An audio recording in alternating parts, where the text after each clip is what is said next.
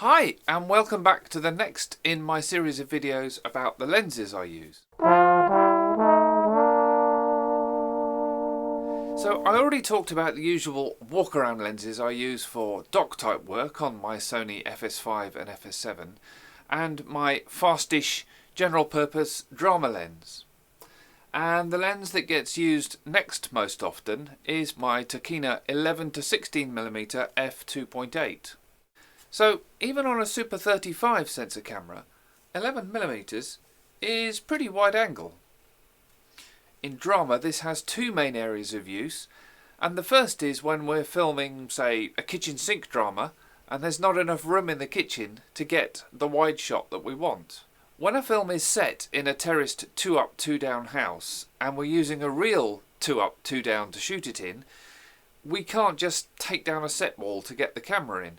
And often, a 24-70, even if it is speed boosted to being equivalent to 17mm, just ain't short and wide enough.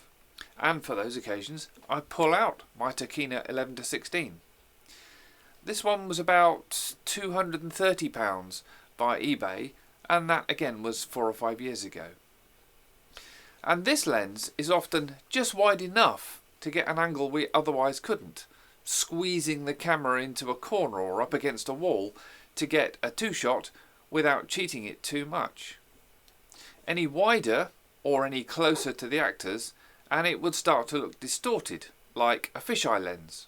And actually that's where the second main area of use comes in, when we actually want an exaggerated wide angle for dramatic effect, perhaps to make something or someone look creepy, or maybe to show the viewer the point of view of a character who's drunk or who's perceiving reality in some other distorted way. And to get that effect with a wide-angle lens, you just move the lens closer to the subject, and then those parts of the subject most close to the front element are exaggerated and distorted in size. Makes people look ugly, but it can look creepy. So again, it's an EF mount lens. But this one is a DX lens. It was designed to be used with a cropped sensor. And this means that if you put a speed booster on, the shrunken image circle is no longer big enough to cover a Super 35 size sensor, and the image will be heavily vignetted.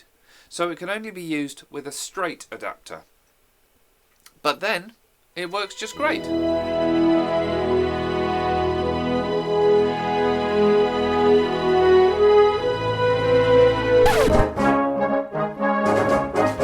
This one also has a push-pull barrel to switch between auto and manual focus, but the push-pull action disengages the autofocus gears and motor all by itself. There's no need for a separate switch apparently.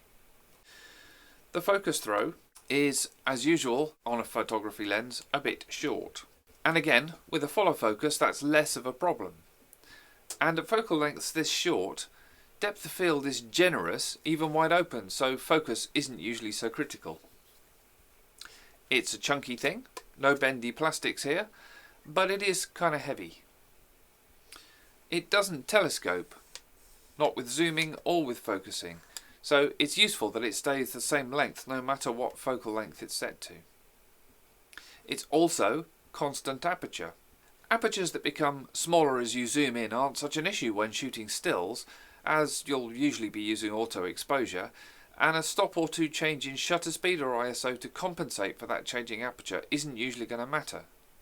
But for video, you'll usually be wanting to manually control everything, and an aperture that changes as you zoom is one more thing to remember when you're reframing. With this lens, it's nice not to have to. One problem you can have with this lens is just keeping your own toes out of the shot. Seriously! Framing and blocking can be tricky, especially with boom microphones, because it's so wide. You've got it all wrong. Okay, can we do one without the microphone in the shot? It doesn't honestly get used all that often, but it can be really useful when it does come out of the box. In the next in this series, I'll go the other way in terms of focal length and talk about my Canon 70-300. Yes, I said 300.